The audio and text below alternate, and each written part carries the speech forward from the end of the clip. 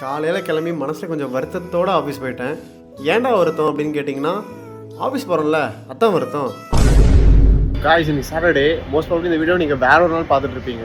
ஆக்சுவலாக இது என்னோட லஞ்ச் பிரேக்கு.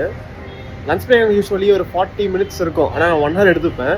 இப்போ என்ன விஷயம்னா, ஆனால் மோஸ்ட் ப்ராபப்லி இப்போ நான் லஞ்ச் சாப்பிட மாட்டேன், டைம் கிடைக்காது. ஏன்னா ஒரு பிராண்ட் வேலையாக வந்துட்டு வெளியே போயிட்டுருக்கேன்.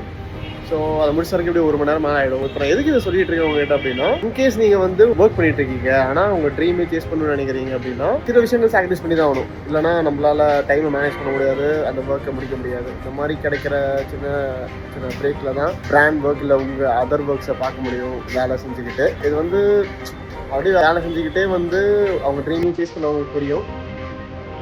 ஒன்றும் தோணுச்சு.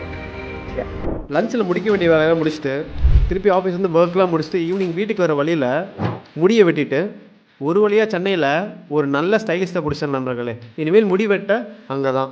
வீட்டுக்கு வந்து ஃப்ரெஷ்ஷப் ஆகிட்டு வெளியே காஃபி குடிக்க போயிட்டேன். குடிச்சு வீட்டுக்கு வந்து இன்றைக்கி என்ன வேலை அப்படின்னா, கொஞ்சம் கண்டென்ட்லாம் பிளான் பண்ண வேண்டியது இருந்தது.